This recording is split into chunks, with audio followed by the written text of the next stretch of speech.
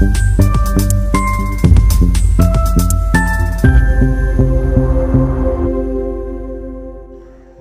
দর্পণ, বিনোদন সবার জন্য।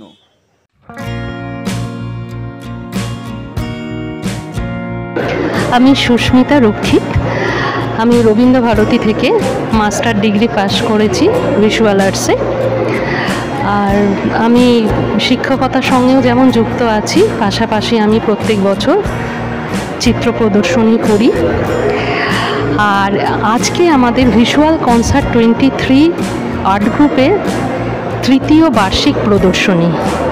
গত 2 বছরের মতন এবছরেও 15 জন সদস্য নিয়ে একাডেমি অফ ফাইন আর্টসের নর্থ গ্যালারিতে আগামী 7 দিন ব্যাপী যে চিত্র প্রদর্শনীর আয়োজন হতে চলেছে, আজ তার শুভ উদ্বোধন। অত্যন্ত আনন্দের সঙ্গে জানাচ্ছি যে আমাদের মধ্যে অতিথি হিসাবে পেয়েছি চিত্রশিল্পী শ্রী বিরাজ কুমার পাল ও শ্রী পরাগ রায় মহাশয়কে। বিশিষ্ট এই 2 অধ্যাপক তথা চিত্রশিল্পীর কর্মজীবনের পরিচয় আলাদা করে দেবার প্রয়োজন পড়ে না। তাই আজকের এই শুভ মুহূর্তে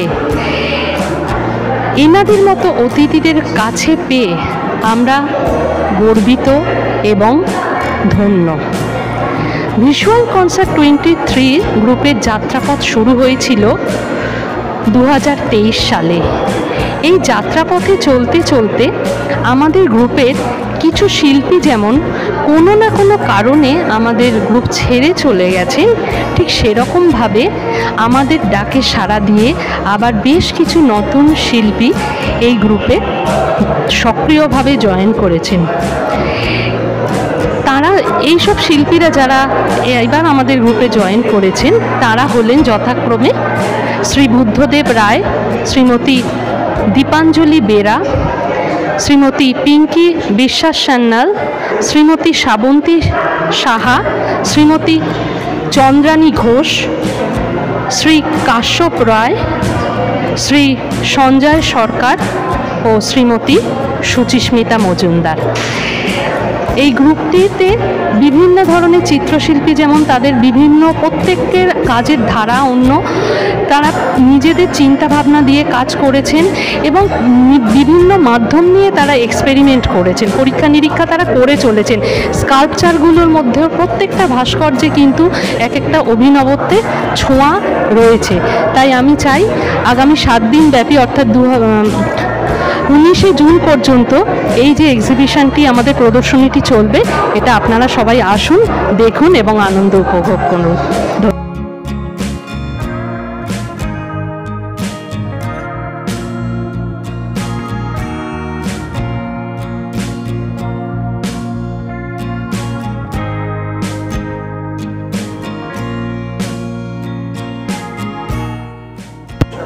আমরা ছাত্র হিসাবে তখন আমরা ছিলাম ওদিকে মাস্টারমশাই ছিলেন, আজকে তোমাদের মাস্টারমশাই হিসেবে এদিকে আছি তোমরা স্টুডেন্ট হিসেবে, কিন্তু তোমরা সবাই কিন্তু আমি জানি যেটুকু দিদিমণি বা শিক্ষক বেশিরভাগই। কথাটা সেটা নয়, আমি যেটা বলতে চাইছি এইটাই আমাদের রোটেশনে চলে, মানে একটা মানে কী বলে এ যায় রোটেশনে যায় আবার আসে ইত্যাদি থাকে। আজকে তোমরা যখনই আমাকে দেখেছো আমি আসি থাকি, আমার স্টুডেন্টসদের যে কোনো জিনিসটা যে কোনো জায়গা হলে আমি যাই, বহু দূরে গেছি, কারণ তাদের সঙ্গে থাকার জন্য, তাদের সঙ্গে দেখার জন্য, তাদের কাজ দেখার জন্য, কে কেউ কাজ করছে শুধু এইটুকুই দেখার জন্য। আজকে আমার বলতে কোনো কথা বিধান নেই। যেমন গঙ্গানগরের কথা বলেছিলেন, খুব সুন্দর কথা, এই জায়গায় বসে ছবি আঁকো, যে জায়গায় বসে ছবি আঁকো, যেখানে যা নির্দিষ্ট জায়গা আছে তো আমাদের প্রত্যেকেরই আছে, সেটা একটা ঘরেই হোক, আলাদা রুম হোক, যেভাবেই হোক, যদি তুমি ওই জায়গা প্রতিদিন না বসো তাহলে তোমার কোনো অধিকার নেই ওই জায়গায় বসার। মানে যদি কাজ না করো, কাজ যদি না করো তাহলে ওই জায়গায় বসার তোমার কোনো অধিকারই নেই।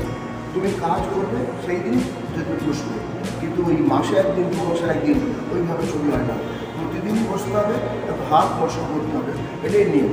এবং সত্যি কথা যদি এখনও পর্যন্ত কতটা আমি করি, অন্তত আমি বাড়িতে থাকি 30 দিনই কিছু না কিছু কাজ করি। তো এই যে জিনিসটা আমাদের এই যে কাজের প্রতি ধরনের বোঝা যায়, অনেক অনেক রকম কিন্তু কাজ করছো, আমার ভালো লাগে এই কাজ। এবং আরেকটা জিনিস, আমি যখন জানি আমাদের সেই সময় কিন্তু এই এক্সপেরিমেন্টাল কাজ খুব বিশাল কিছু হতো না, সত্যি হতো না। এক্সপেরিমেন্টাল যে এখন হচ্ছে, এখন এক একজন এক একটা মিডিয়াম বা এমন কিছু কী বলবো ক্যানভাস রেডি করছে, সেটা আমরাও মাঝে মাঝে দেখি, জিজ্ঞেস করি এটা কীভাবে করছো। টেক্সচার এই শব্দটাই আমরা তখন ইউজ করতাম না আমাদের সঙ্গে আছে, আমি সত্যি সত্যি জানতাম না। পরবর্তী সময়ে এখানে আর একটা ব্যাপার আছে, রবীন্দ্রনাথ বিশ্ববিদ্যালয় শান্তিনিকেতন গভর্নমেন্ট এগুলো কিন্তু ক্লাসিফিকেশান ছিল তখন।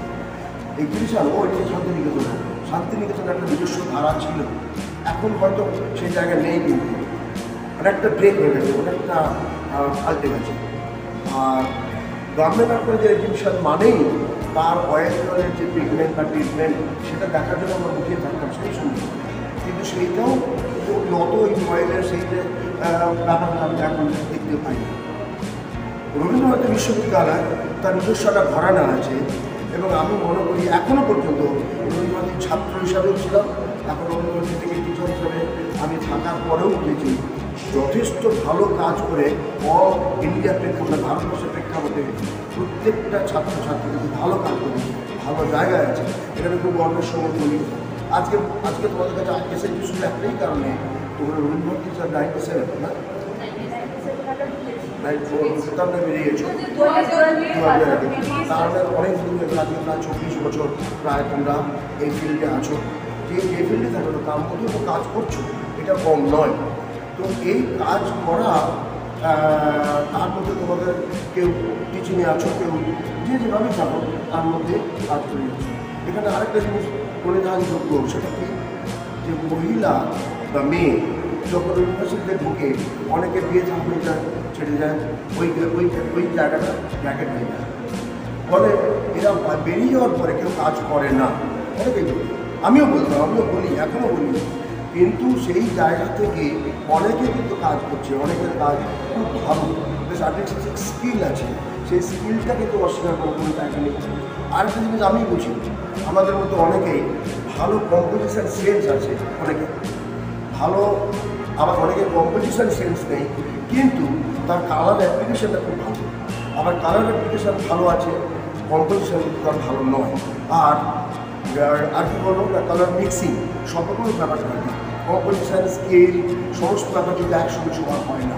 এটা আমাদের প্রত্যেকেরই হয়, কারোর কম্পোজিশন ভালো হয়, নাহলে কারোর কী বলবো কালার স্কিম ভালো হয়, আর কারোর কম্পোজিশন মানে ফিগারিটিভ ও নন ফিগারিটিভ যেগুলো এগুলো হয়, প্রত্যেকে কিন্তু সব জিনিস হয় না। ওই যে মানে আমরা কি বলি ইকোনমিক্সের ভাষায়, ওই কারোর অর্থ থাকে, পুঁজি থাকে না, পুঁজি থাকলে অর্থ থাকে না। আর অর্থ আর পুঁজি যদি পুঁজি আর থেকে কী বলে প্রতিভা যদি একসঙ্গে না হয় তাহলে কিন্তু ব্যবসা হয় না। ছবির ক্ষেত্রেও ঠিক তাই, অর্থাৎ এই জিনিসগুলো যদি আমাদের মধ্যে থাকে, কম্পোজিশন, কালার সেন্স বা গিয়ে কালার অ্যাপ্লিকেশান, এইগুলো যদি না থাকে কিন্তু হয় না, এটা কিন্তু খুব সত্যি কথা। আর আরেকটা জিনিস, ছবি ভালো খারাপে বলার মতন ধৃষ্টতা আমাদের কারোরই নয়, আমার তো নেই, আমি কখন বলিও না। আমাদের ব্যক্তিগতভাবে জিজ্ঞেস করলে হয়তো কিছু বলবো, তার কারণ আমি তো তাকে পাল্টাতে পারবো না। আমি কেন পাল্টাবো? সে অধিকার আমার নেই। তার কারণ আমি কোনোদিন সে হতে পারবে না, সে কোনোদিন আমি হতে পারবো না। তো নিশ্চয়ই প্রত্যেকের ইন্ডিভিজুয়ালিটি থাকবে, এই ইন্ডিভিজুয়ালিটিই তাকে তৈরি করবে একটা জায়গায়। আইডেন্টিটি আমাদের প্রত্যেকের। আমি এখন জানি, আমি এদের ছবি দিয়ে না দেখে বলে দেবো এর পরের বছর এলে তার কোন ছবি, তার মানে কি ওই জায়গায় তার আইডেন্টিটি তৈরি হয়েছে। ওই আইডেন্টিটিটাই আমাদের শেষ কথা। প্রত্যেকের ছবি, তুমি ভারতবর্ষের পৃথিবীর যে কোনো ছবি দেখবে, যে কোনো লোকের ছবি দেখবে, যদি ছবির সময় পরিচয় থাকে, ওই আইডেন্টিটি দিয়েই আমরা কিন্তু তাকে দেখতে পাই, বুঝতে পারি। ওই আইডেন্টিটির জন্যই আমরা কিন্তু এক ছবি। এখন অনেকেই ছবি আঁকে, তোমার বিশ্বাস করে না, অনেকেই ফোন করে আমাকে, আমি না এই করলাম, ওই করলাম, কিন্তু কোনোটা ছবি হিসেবে দাঁড়াচ্ছে না। তখন তাকে বললাম তুই এইটাই এখন আপাতত কর, বেশ কিছু নেই, তারপরে আমার অন্য একটা মিডিয়াম করো, যা কিছু। এই জিনিসটাই আমরা যদি সব শিখে নিতে পারি, তাহলে কিন্তু একটা ওই জায়গা আমাদের উত্তরণ করবে। তো যাই হোক, এগুলো আর বেশি বিস্তারিত করবো না। যে যেমনভাবে কাজ করছো ওইটাকে ধরে কাজ করো ভাই। আর তোমরা যে যা জায়গা আছো সেই জায়গা থেকেই রেখে এই ছবিগুলো করো, ওদের সর্বাঙ্গীন সুন্দর মানে কী বলবো এ কামনা করি, সুন্দর কামনা করি, সবাই ভালো থেকো, সুস্থ থেকো। আর ভাবার কিছু নেই, করার আছে বিষ্ণু বলবে।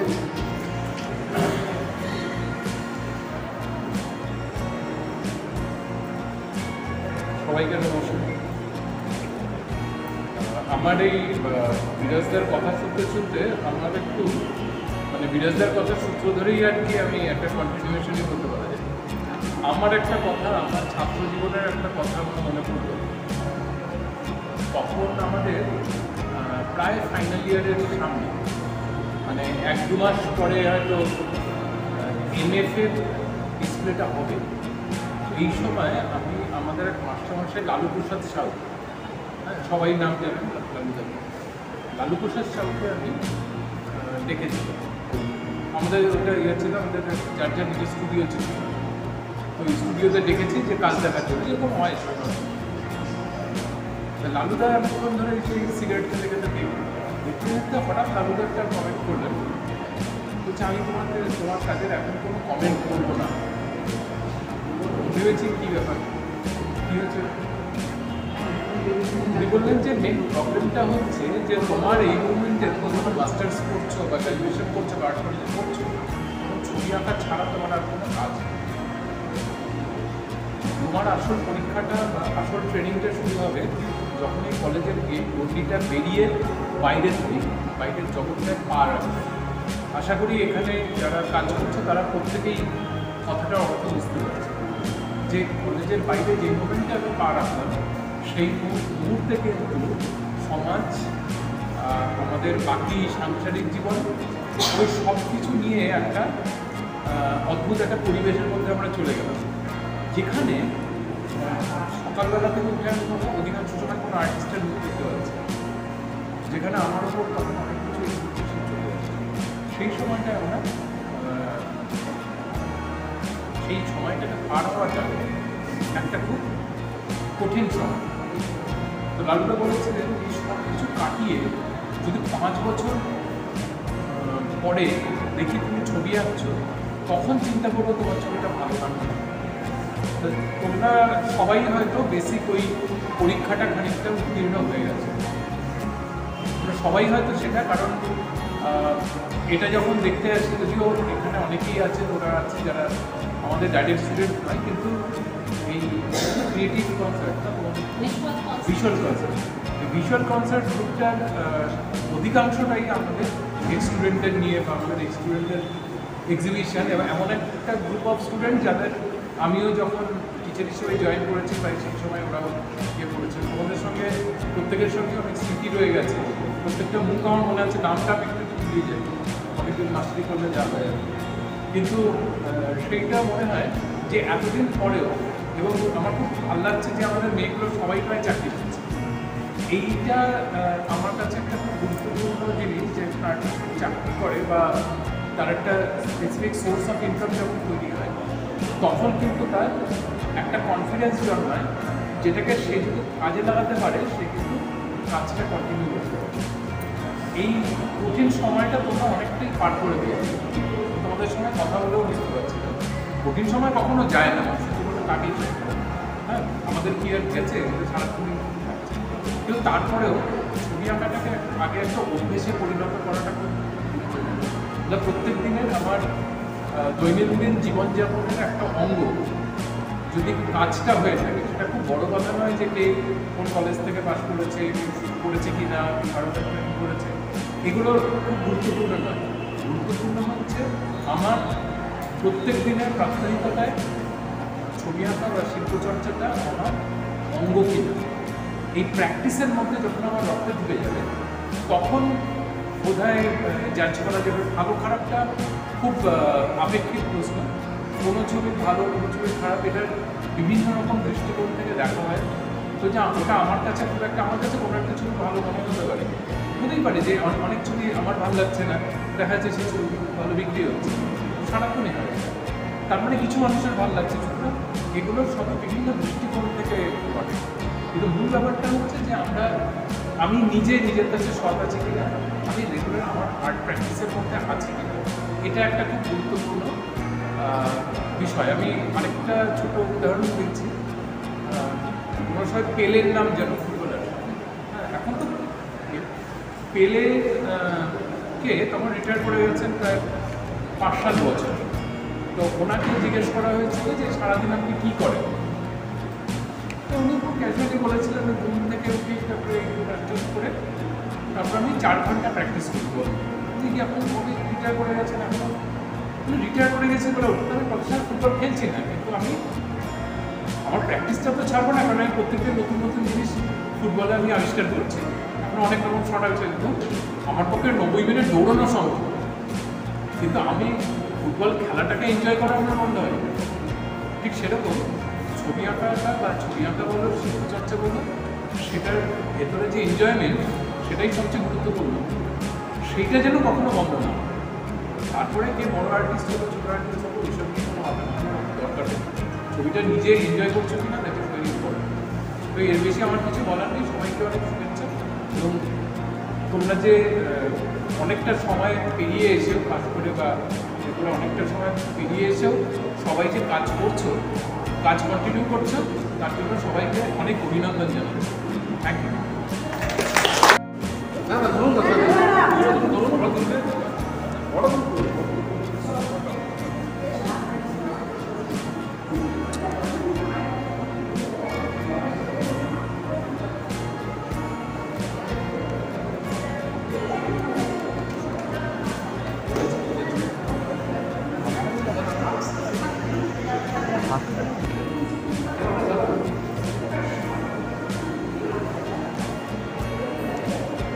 এবার আর্টিস্টে এসে যা বানাবো তোমরা যাবো।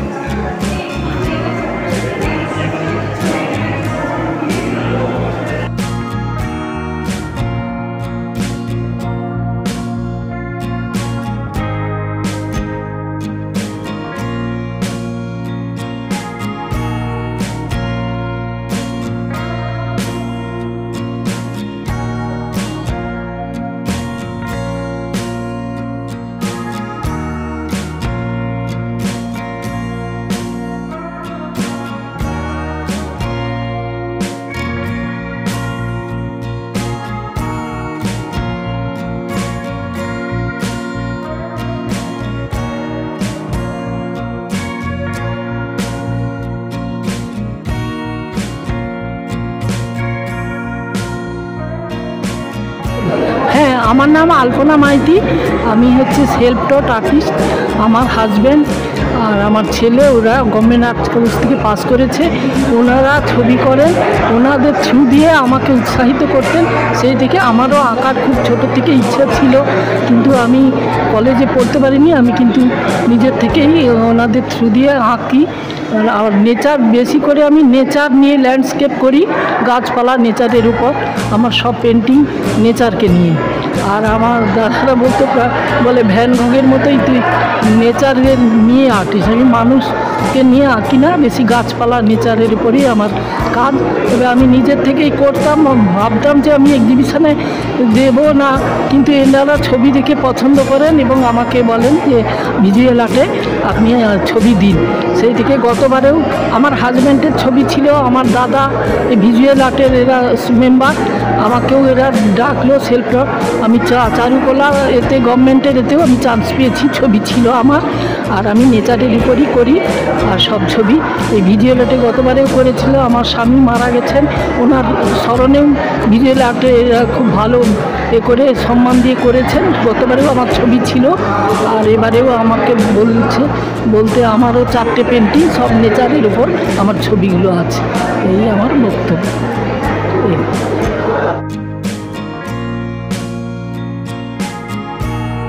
নমস্কার, আমি মানস মণ্ডল বলছি। ভিজুয়াল কনসার্ট হচ্ছে আমার নিজস্ব ক্রিয়েশন একটা গ্রুপ, আমার আর সুস্মিতার। তারপরে আমরা এটাকে এখন বড় একটা গ্রুপে ধারণ করেছি, যেখানে অ্যাপ্রক্স 15 জন আর্টিস্ট আছে। তো 3 জন স্কাল্পচারিস্ট আছে আর 15 জন পেন্টার আছে, এবং প্রত্যেকে নিজের কাজগুলো দিয়েছে। আর এখানে মেনলি ওয়াটার কালার, অ্যাক্রিলিক, পেনানিং আর স্কাল্পচারের ডিফারেন্স মিডিয়াম আছে। তো ব্রোঞ্জ আছে, উড আছে, মেটাল আছে, বিভিন্ন রকম মেটেরিয়াল আছে। আমি আমার 10টা ড্রয়িং দিয়েছি। আমার একটা সিরিজ ছিল এর আগেবারে হর্সের ওপর, এখন কাজ করছি। তো এই রিসেন্ট মুভমেন্টে আমি হর্স নিয়ে একটু কাজ করছি। তো কিছু ড্রয়িংস আমার আছে। তো ড্রয়িং বলতে আমি পেন ইঙ্ক, সুলেখা ইঙ্কের ওপর একটু খেলতে ভালোবাসছি, এগুলো নিয়ে এখন বেশি কাজ করছি। তো ইন ফিউচারে আমি সেটা আরও অ্যাক্রিলিক বা অন্যান্য মিডিয়ামের দিকে যাব, বা বড়ো কাজ, একটু বড়ো কাজ করবো। তো বড় আর্টিস্টরা প্রোডাক্ট দেওয়া এবং বড়ো আর্টিস্টরা আমাকে বলেছে যে তোমার কাজের ভলিউমটা, সাইজটা একটু বড়ো করো, বড়ো বাড়াও। তো সেটাকে নিয়ে আমি একটু ভাবছি সাইজটাকে আরও বড়ো করবো বা লার্জ করবো।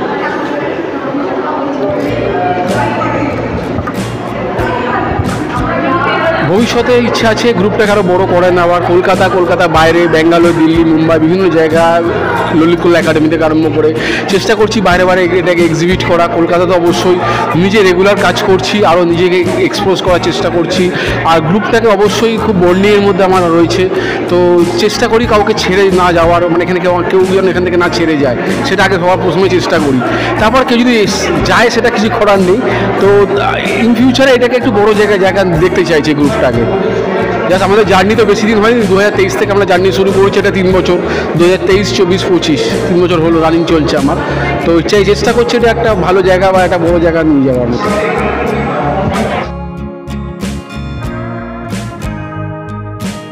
নমস্কার, আমি সঙ্গীতা সরকার বলছি। আমাদের গ্রুপ ভিজুয়াল কনসার্ট 2023।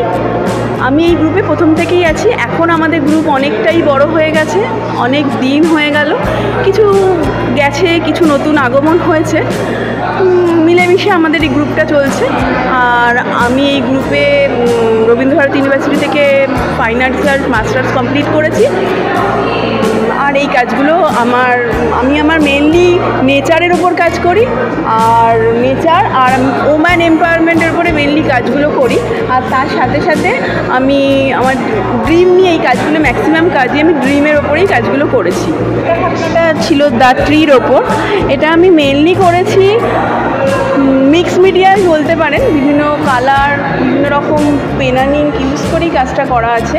কাজটা মেনলি আমাদের থার্ড আইয়ের ওপর আর নেচারের সাথে কানেক্ট করা হচ্ছে, সেই ব্যাপারটাকে আমি ছবির মধ্যে ফুটিয়ে তোলার চেষ্টা করেছি। এই কাজটি আমি করেছি মেনলি আমার ড্রিমের ওপরে করেছি। তার সাথে বাস্তব জীবনটা, আমাদের স্বপ্ন তো সবসময় বাস্তবের ওপর নির্ভর করেই চলে, সেই হিসাবেই কাজটা করা। তার সাথে এটাও মিক্স মিডিয়াতে করা, অ্যাক্রিলিক, মিক্স মিডিয়া, বিভিন্ন রকম পেনানিক ইউজ করেছি, বিভিন্ন কালারফুল করার চেষ্টা করেছি। আর তার সাথে বিভিন্ন রকমের আমি দাবার কিছু ইউজ করেছি, যেটা আমাদের জীবনের মধ্যে উত্থান পতন, সেই ব্যাপারগুলোকেই তুলে ধরার চেষ্টা করেছি। এই কাজটাও ড্রিমের ওপরেই করেছি। এইখানে মেনলি আমি বলতে চাইছি যে আমি কন্টেনারের মধ্যে চলে গেছি আর মাছগুলো জলের বাইরে চলে গেছে, কারণ কি স্বপ্ন তো দেখছি, স্বপ্ন তো এরমভাবেই সেইটাকেই আর কি বোঝাতে চেয়েছি। এটাও মিক্স মিডিয়াতে করা, পেনানিং ইউজ করেছি, কালারফুল, আমি কালারটা পছন্দ করি ভীষণ, কালারটা সেইভাবেই ইউজ করেছি। আর এইটাই। এটাও আমি মেনলি আমার নেচার আর তার সাথে আমার ড্রিমটাকে মিলিয়ে মিশিয়ে আমার ওই কাল্পনিকটাকে নিয়েই আমার ছবিটাকে করা। এটাও ক্যানভাসের মধ্যে করেছি, মিক্স মিডিয়াতে পেনানিক ইউজ করেছি, আর না যথারীতি কালার আমার পছন্দের জিনিস, সেটাকে আমি ভীষণ ভালো করে ইউজ করেছি।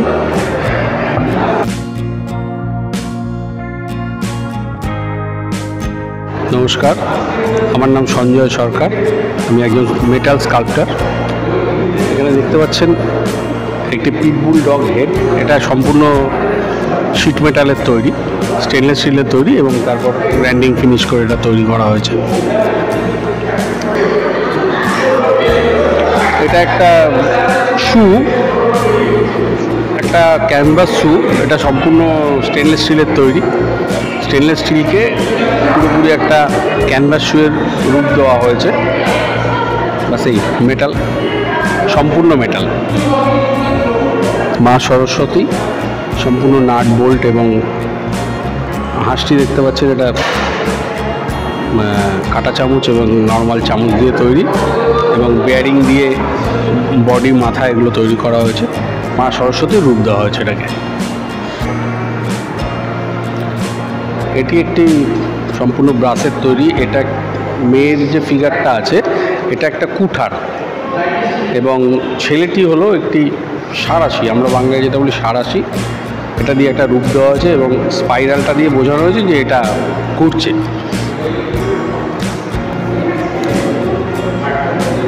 এটি একটি ঈগল, সম্পূর্ণ তারের, স্টেনলেস স্টিলের তারের তৈরি ঈগল, এবং এতে দেখানো হয়েছে যে ঈগলটা ঠিক ফ্লাইট অ্যান্ড ফল, মানে ঈগলটা পুরো একদম ইয়ের ওপরেই একটা খরগোশকে ধরতে যাচ্ছে, ঠিক তার আগের মুহূর্তটা এটা এখানে দেখানো হয়েছে।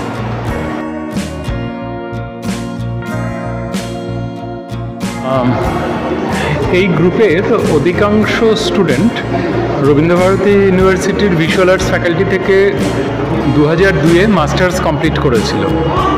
তারপরে একটা সুদীর্ঘ সময় এরা জীবনযুদ্ধে নানাভাবে নিজেদের জীবনযুদ্ধে লড়াই করেছে এবং নানাভাবে ধীরে ধীরে নিজেদের প্রতিষ্ঠিত করেছে। এই গ্রুপে অনেক মেয়ে যারা আমাদের প্রাক্তন ছাত্রী, আমার প্রাক্তন ছাত্রী, খুব ভালো লাগছে আজকে দেখে। তারা প্রায় সবাই চাকরি করছে, বিভিন্ন স্কুলে পড়াচ্ছে এবং খুব সাকসেসফুলি তারা তাদের পেশাদার জীবন পালন করছে।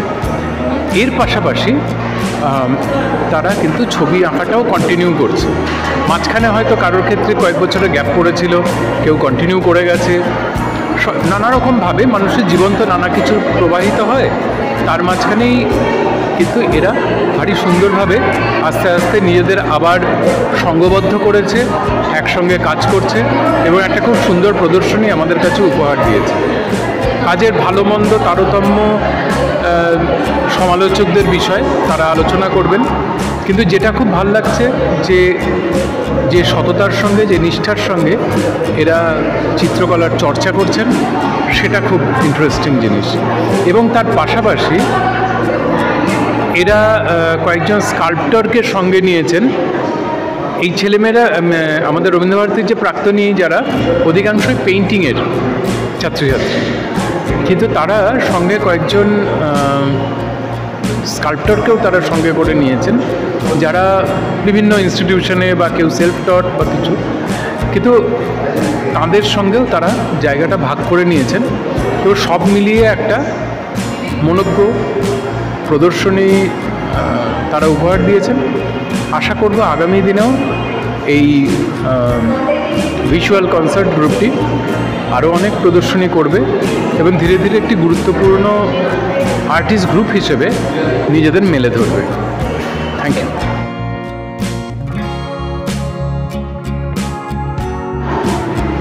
আজ ভিজুয়াল কনসার্ট 23 একটা এক্সিবিশন, যে এক্সিবিশনে মূলত প্রায় 15 জন শিল্পী এবং মূলত মেয়েদের আধিক্য অনেকটাই বেশি আছে, কিছু কিছু ছেলে আছে।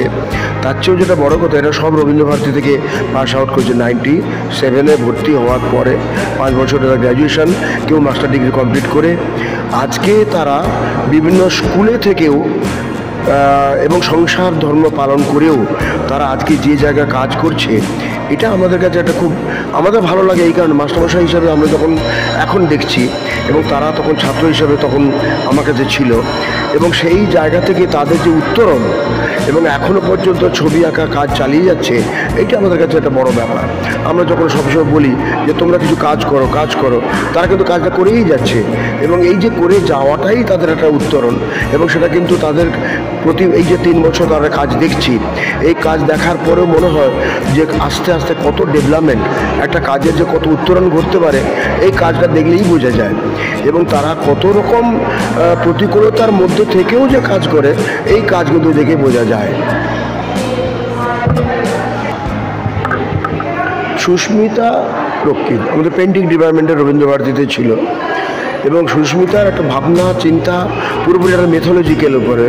সেই মেথোলজিক্যাল ছবি করতে গিয়ে ওর ছবি আমি দেখেছি, অনেকবার দেখেছি, অনেক এর শুধু এক্সিবিশনে নয়, এর আগেও অনেক লেআউট দেখেছি বা দেখিয়েছে। মানে সেই ছবির এতটা ডেপথ, মানে প্রতিটা ভাবনা চিন্তা, প্রতিটা মুহূর্তই কিন্তু ছবিকে ভাবতে হবে। এবং এটা শুধুমাত্র চোখের দেখা নয়, এটা একটা কিছুটা আমরা বলি না চোখের দেখা মনের নেশা, এবং মন থেকে ছবিটা যদি না আমরা দেখতে পাই বা ভাবি, ছবিটা প্রত্যেকটা ছবি কিন্তু ভাবায়। যদি আমরা একটা ক্যাপশন বা একটা যদি কি বলবো ছবির নাম দিয়ে দিই, তাহলে কিন্তু সেই নামটাকে নিয়েই আমরা কিন্তু ছবির মধ্যে ঘোরাফেরা করব। এই ঘোরাফেরা করতে গিয়েই দেখেছি ছবির যে একটা ব্যাকগ্রাউন্ড, এত কিছু ঘটনা থাকতে পারে, ওর ছবি না দেখলে বিশ্বাস করা যাবে না। প্রতিটা ছবি কিন্তু বিরাটভাবে একটা ইনার মিনিং আছে। সমস্ত ছবি যে ইনার মিনিং থাকবে তার কোনো মানে নেই, কিন্তু ও ইনার মিনিং ছাড়া কোনো ছবি করে না। ওর এইটাই একটা বিশেষ বৈশিষ্ট্য।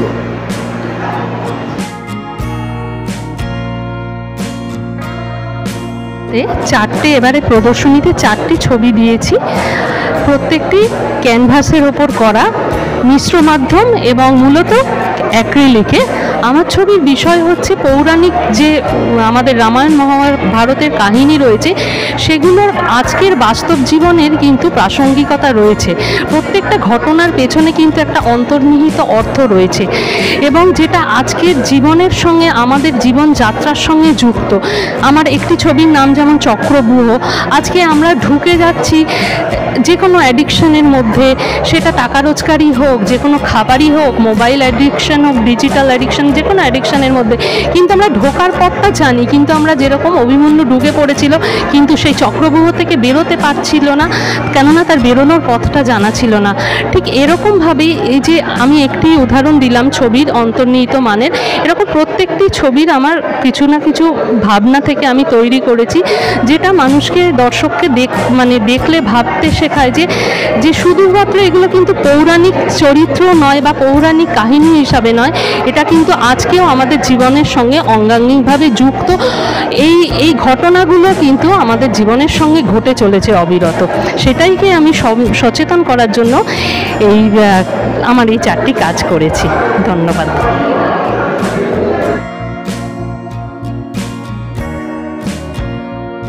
নমস্কার, আমি সুচিস্মিতা মজুমদার। আমি ভিজুয়াল কনসার্ট 23 এই গ্রুপের সঙ্গে এই সবে যুক্ত হয়েছি, এবং এনাদের সঙ্গে যুক্ত হয়ে এনাদের সঙ্গে কাজ করে আমার খুব ভালো লাগছে। আজকে আমাদের শুভ উদ্বোধন। তো আমি এখানে আজকে যে কাজগুলো ডিসপ্লে করেছি, মেনলি সেগুলো হচ্ছে টেরাকোটার ওপরে কাজ। টেরাকোটা মানে হচ্ছে মাটি দিয়ে কাজ করে তারপরে সেটাকে আগুনে পোড়ানো হয়, সেইভাবে এটা হচ্ছে টেরাকোটার কাজগুলো আমি করেছি।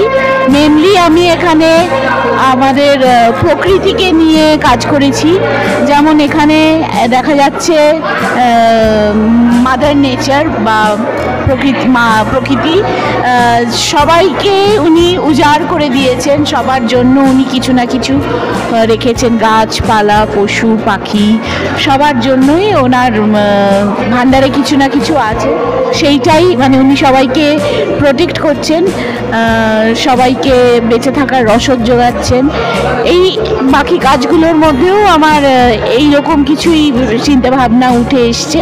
প্রকৃতি এবং মানুষ, তারপর প্রকৃতি এবং জীবজন্তু, এদের ওপরেই আমার কাজগুলো করা মেনলি। ধন্যবাদ।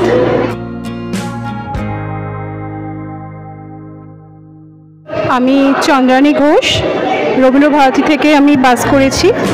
ভিজুয়াল কনসার্টের সাথে আমি এই বছরেই নতুন জয়েন করেছি। আর রবীন্দ্রভারতীর স্মৃতি আমার কাছে তো ভীষণভাবেই ন্যাচারালি ওতপ্রোতভাবে জড়িত আছে। আর এই কাজটা আমার কাজ, আমি মূলত টেক্সচারের ওপরই কাজ করেছি, টেক্সচার অ্যাক্রিলিক সব মিলিয়েই মিক্সড মিডিয়া মিশিয়ে আমি এই কাজটা করেছি। এবং এই কাজটার সাথে সবাই তো একই রকম করে, আমি একটু টেক্সচারটা করে একটু অন্যরকম আনার চেষ্টা করেছি এবং সবার মাঝে সেটা তুলে ধরারই আমি চেষ্টা করেছি।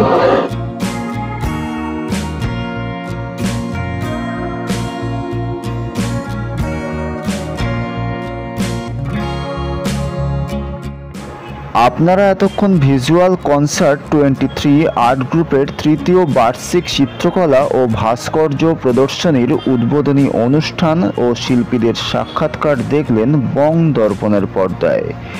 এই প্রদর্শনীটি একাডেমি অফ ফাইন আর্টসের নর্থ গ্যালারিতে উদ্বোধন হলো 13ই জুন, চলবে 19শে জুন 2025 পর্যন্ত, প্রতিদিন দুপুর 12টা থেকে রাত 8টা। এই রকম আরও অনেক অনুষ্ঠান দেখতে চোখ রাখুন বং দর্পণের পর্দায়। দেখতে থাকুন বং দর্পণ, বিনোদন সবার জন্য। রিপোর্ট বং দর্পণ, কলকাতা।